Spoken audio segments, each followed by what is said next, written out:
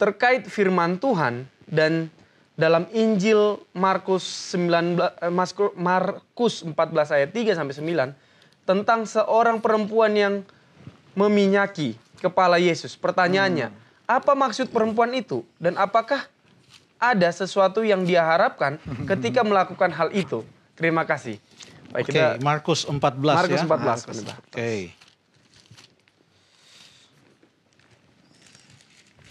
Mulai ayat yang ke-3 sampai ayat yang ke-9 ya.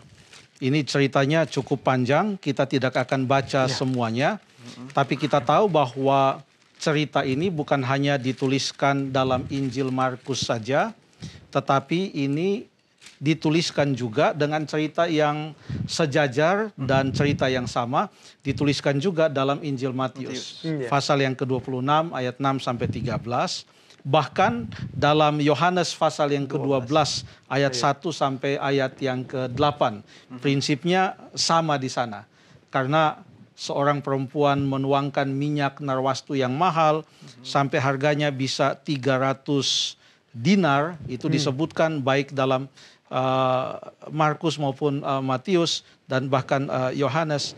Lalu kemudian ada yang memprotes dan mengatakan ini adalah pemborosan. Lalu kemudian pertanyaannya, apakah tujuan dari perempuan itu? Apakah dia mengharapkan sesuatu dari Yesus? Motifnya apa ya? Ya, kalau ditanya motif, bahkan sekarang ini orang mau tanya ini motifnya apa? Itu perlu investigasi yang lama. Hanya untuk mengetahui motif. Betul, benar. Ada banyak saksi yang harus ditanya, ini motifnya apa? Tapi kita bersyukur karena Tuhan Yesus mengetahui hati. Ada banyak ayat di mana mengatakan Tuhan Yesus mengetahui hati. Pada waktu orang Farisi, orang Saduki, ahli Taurat bertanya, dia tahu ini maksudnya mau cari salah. Jadi dia tahu motif. Nah, sekarang yang dilakukan oleh perempuan yang ada di Betania ini kepada Tuhan Yesus, ya kita tidak tahu apa motifnya kecuali Tuhan Yesus menolong kita untuk mengetahui apa motifnya.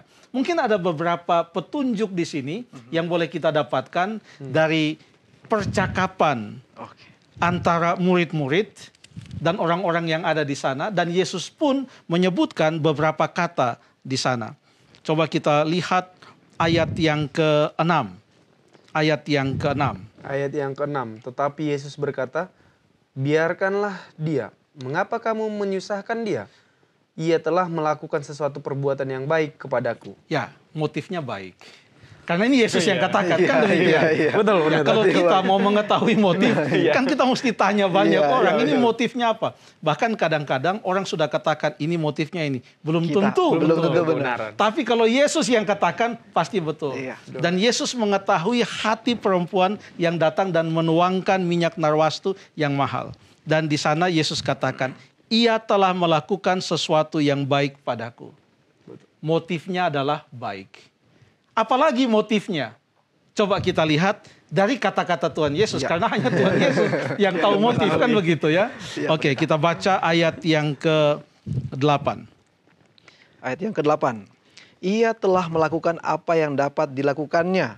Tubuhku telah diminyakinya sebagai persiapan untuk penguburanku. Terima kasih. Ia telah melakukan apa yang dapat dilakukannya. Jadi motifnya apa? Melakukan yang terbaik untuk Tuhan. Motifnya baik, dan karena ia mempunyai motif yang baik, ia mau melakukan apa saja yang terbaik untuk siapa? Untuk Tuhan. Dan Yesus tahu itu. Yesus tahu. Ingatkan pada waktu Tuhan Yesus duduk di depan bait suci, lalu ada orang-orang kaya datang, bawa persembahan yang banyak. Mereka tahu ini motifnya. Lalu orang yang berdoa di pinggir jalan, Yesus, ini motifnya supaya dilihat orang dan dipuji. Yesus tahu semua. Dan untuk ini, Yesus katakan apa? Ia telah melakukan suatu perbuatan yang baik. Ia telah melakukan apa yang ia dapat lakukan. Jadi ada kata perbuatan, kata melakukan. Coba kita lihat ayat yang ke-6. Ia telah melakukan. Ada kata melakukan di sana. Ayat yang ke-8 mengatakan apa? Ia telah melakukan. Masih ada lagi satu kali kata melakukan atau dilakukan. Ayat yang ke-9. Coba kita baca. Aku berkata kepadamu, sesungguhnya Di mana saja Injil diberitakan di seluruh dunia, apa yang dilakukannya ini akan disebut juga untuk mengingat dia. Apa yang dilakukannya ini? Apa yang dilakukannya? Melakukan yang terbaik, melakukan apa saja yang dapat ia lakukan. Dan ini Yesus ambil untuk konsep apa yang dilakukan oleh umat-umat Tuhan sekarang itu, yaitu mengabarkan berita baik keselamatan. Mengabarkan Injil. Jadi konsepnya adalah pada waktu kita mengabarkan Injil, biarlah kita melakukan seperti yang dilakukan oleh perempuan yang ada di Betania itu.